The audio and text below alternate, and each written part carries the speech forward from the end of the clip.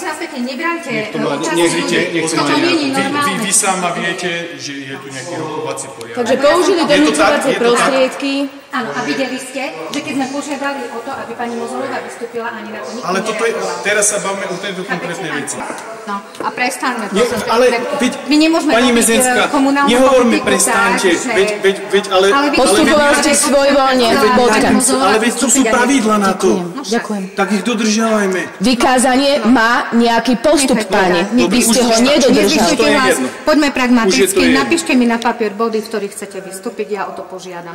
Neviem vám zaručiť, ako zahlasujú poslanci, keď nebudú za to. Máte tu ukážku toho, akým spôsobom reagujú poslanci aj výkonná moc na požiadavky ľudí. Prosím? Nie, už nie. Vy už nie. Boli ste vykázané, dobre?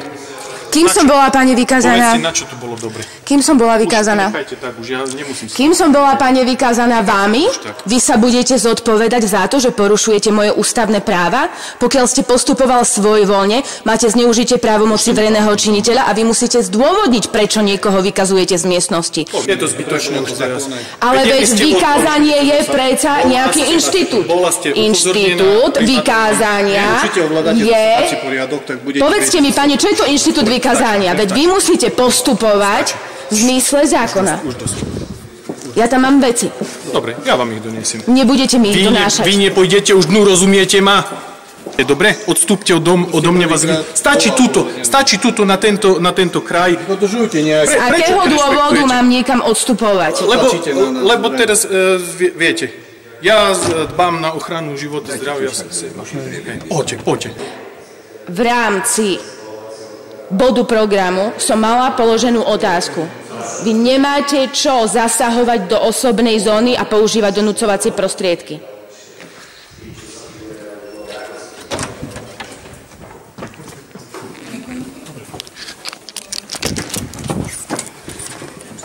Vy nerešpektujete. Pozrite, používať donúcovacie prostriedky. Už nič nerobte, len tu stojte, nechoďte, nerušte zasadnutie. Ja som nešla rušiť, ja som si išla po svoje veci. Dobre. A vy ma prídete a schmatnete? Vy chcete ešte vystúpiť. Ak budete môcť vystúpiť, tam máte veci. Už prestaň. Máte nejaké svoje prejavy, my to rozumieme. Možno nejaká... Prejavy?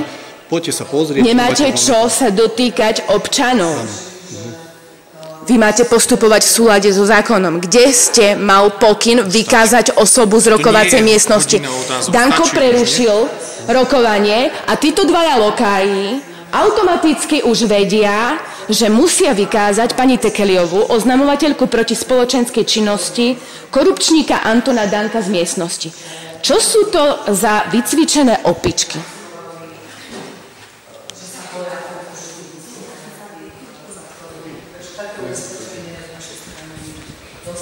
Dobrý deň, pánovia.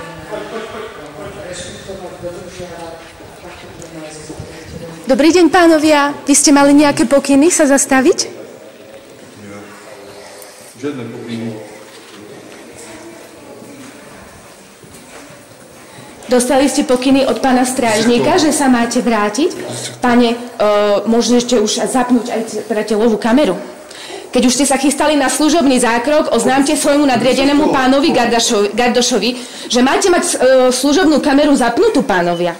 A nie si chodiť na služobný zákrok bez zapnutej kamery, dobre? Tak na budúce chcem vidieť zapnutú telovú kameru. Vás poprosím, vy už tu ostanete, dobre? Ale veď ja tam mám veci, ako vám môžete... Ale vy budete... Pozrite, dvojica policajtov má svojím spôsobom mi bráni prístup k mojim osobným veciam. Viete, čo je to vec v zmysle trestného zákona? Nie, my nevieme. To iba viete, čo je to vec? Je to moja osobná vec, ku ktorej prístup mi obmedzujete. A viete o tom, že protiprávne konanie môže byť aj proti veci iného? Fakt? Čo tam máte bundu, niečo? Ste zlata. Brániť občanom v prístupe k ich osobným veciam. Aký máte na to dôvod? A teraz rozmýšľajú, teraz skratujú obvody, že? Mali ste možnosť si zobrať, nebrali ste si brali si len kameru so sebou. Pán Chovanec, mala som možnosť si zobrať, keď ste ma strhli? Veď je tu na kamere. Keby ste mal zapnutú služobnú kameru, aj vy by ste to videli, ale vy to neuvidíte. Až potom, čo toto zverejním. Škoda, že sa s vami nedá normálne rozprávať. Bo vy možno aj nie ste taká zlá, len ste nahnevaná, však? pán strážnik, ak by niekto voči vám postupoval v rozpore so zákonom, použil voči vám donúcovacie prostriedky, ako by ste sa cítil? Asi by ste prišiel a asi začal tlieskať. Toto vaše konanie to nie je aktuálne vyhodnotenie aktuálnej situácie. Vy ste permanentne nahnevaní. To je problém. No možno, že preto, že už 6-krát voči mne boli neoprávnene použité donúcovacie prostriedky zo strany mestskej polície v Poprade. Čo si myslíte? No a vy o tom, si myslíte 6-krát je normálne? Či koľko? Asi myslíte, že ešte do 10-ky to akože budeme ťahať? Čo si myslíte vy o tom? Či chcete jubilejne do 10? Či ako teraz sa smejete z toho, alebo teraz viete, že či ironia, alebo naozaj sa bavíme iba v rámci srandy? Takže pán strážnik navrhuje, aby som to do tej 10-ky jubilejne vydržala. Nie, to ste povedali vy. Hej, tak možno ešte jubilejne by mohlo byť aj privolávanie RZPčky. O tom by nám mohol povedať niečo pán Chovanec. Že vlastne o aké štandardné postupy polície, ktorá má podozrenie, že osoba spáchala priestupok, že sa ho dopustila, tak je automaticky prirodzené, že bude volať RZPčku. Vstupľujete, ako sa nás tu vysmievate. Vy trošku otočte kameru v vašom prejave a pán strážnik, po tom, čo ste zneužil právomoc verejného činiteľa opakovane, ja som oprávnená. Pozrite, čo robia. Čo tieto nemehla robia. Oni vás začnú... Snažíme sa chrániť seba, svoje rodiny. Dobre, nie ste tu len jediná vy na svete. Dobre, nepľujte tu po nás. Strieka vám z úst nejaká tekutina. Chceme sa chrániť. Dobre, čo sa smejete z toho? Choďte preč, už vám vravím pekne. Posledný. Ja tam mám veci. Mám sa tam opäť vrátiť? Kolegyňa vám doniesie veci, ona vie o vašich veciach. Ale vy ma teraz, vy mi obmedzujete už 10 minút prístup k mojim osobným veciam. Choďte preč. Vy ste to, že ma tu obťažujete. Veď vy ste použil voči mne donúcovacie prostriedky neoprávneným spôsobom. Není to za nami, my to budeme riešiť. Nechajte na vyšetrovačku, dobre? A nie tu na. Ale veď vy obmedzujete prístup k mojim osobným veciam.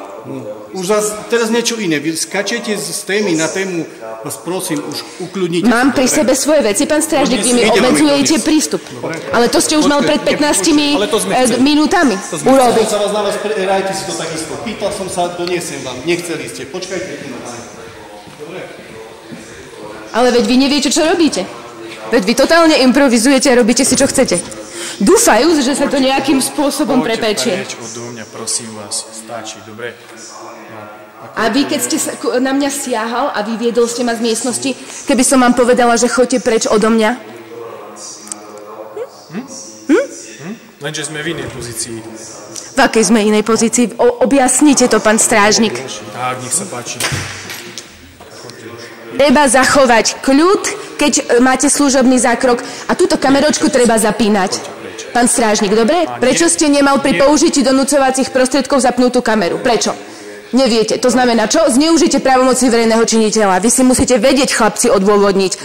Prečo používate služobný zákrok? Na koho pokyn? Kto je zodpovedný za to, že som bola vykázaná z miestnosti? A prečo ste nepoužil služobnú kameru? A je zapnutá?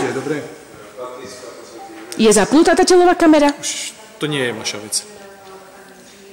Rozumieme sa? To nie je vaša vec. A keď blika je zapnutá, sa pýtame? Pretože možno, že ste si povinnosť splnil a možno, že tá kamera naozaj beží, tak to by som v tom prípade si budem podávať 211. Ja vám hovorím, že to nie je vaša vec. Akože to nie je moja vec? Veď obyvatelia mesta Poprad... Prosím vás pekne. Obyvatelia mesta Poprad sa zložili na vaše telové kamery, aby vy ste ich nepoužívali teraz? Odo mňa preč. Kameru na seba, povedzte to ľuďom, čo máte na srdci, dobre? No ale vaše reakcie sú oveľa zaujímavejšie, než tie moje. A keď máte iný pocit, tak treba zapnúť telovú kameru, chlapci. Aby ste mali dôkazy, že keď tú RZPčku budete volať, že teda bude aj nejaký náležitý dôvod, lebo minula nebol. Ani predminula. Ja viem, že máte problémy nejaké... Aké? No zjavne psychické. Áno? Zjavne. Že sa neuspokojím s tým, že nejaká dvojička bude porušovať moje práva ústavné? Ja sa neuspokojím. Ja sa neuspokojím. Ja vám pokoj v tomto ohľade nedám, pokiaľ vy nedáte pokoj obyvateľom mesta Poprad a neprestanete zneužívať svoju právomoc, do tej doby nebudete mať pokoj vy. Takže mám osobného bodyguarda v podaní mestského policajta, vykonávajúceho protispoločenskú činnosť pre korupčníka Antona Dánka. Dobrý deň. Vy ste nedôstojný, pane. Celá táto organizácia zločinecká je nedôstojná. Viete, ale to vy asi reflektovať nebudete, keďže ste jej súčasťou však. Lebo doteraz ste si mysleli, že korupčník Danko, milionár a zlodej Danko. Ahoj, Braňko, čo sa môj zlatý smeješ? Pozdrav ocka, pána Františka Bednára, ahoj. Danko povedal, že keď preruší zasadnutie, takže vy na mňa skočíte? A vy ste príslušníci policajného zboru? Takto postupovať svojvoľne? Za to ste platení? Za to vás obyvateľia mesta Poprad platia, pánovia? Aby tu bol poriadok, aby sa mohli cítiť bezpečne. A kto sa necítil bezpečne, keď som položila otázku, že prečo, či pán Durbák môže zodpovedať otázku, že prečo sa nezhromažďujú dáta o novovystavených bytoch? Kto sa podľa vás, pán strážnik, keď už preukazujete, akým spôsobom vyhodnocujete situáciu, kto podľa vás bol v ohrození? Prečo obmedzujete moje právo výkonu priamej účasti na samospráve?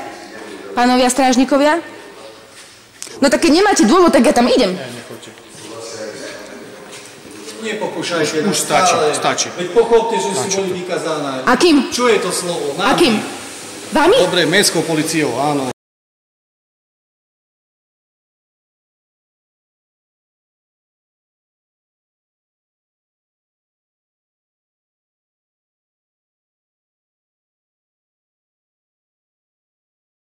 Nerozumiete? Bola ste vykázaná riadnym spôsobom. Choďte. Jakým riadnym spôsobom? Vami? Toto je ten riadny spôsob, že vami? Nechoďte. Že Danko preruší... Keď to nerešpektujete, nemusíte to rešpektovať. Rokovanie a vy už viete, čo máte robiť, že máte človeka brať? Nemusíte s tým súhlasiť. Toto je demokracia, chlapci. Vaše deti sa budú smiať z tohto videa. Vy si a budú si hovoriť, čo to za... Spamätaj sa. Prečo mi týkate? Poď sem. Ty si moje deti. Pomoc! Čo sa vám deje? Nechcete pomôcť, pani?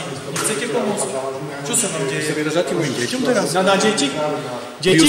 Vy ste v poriadku?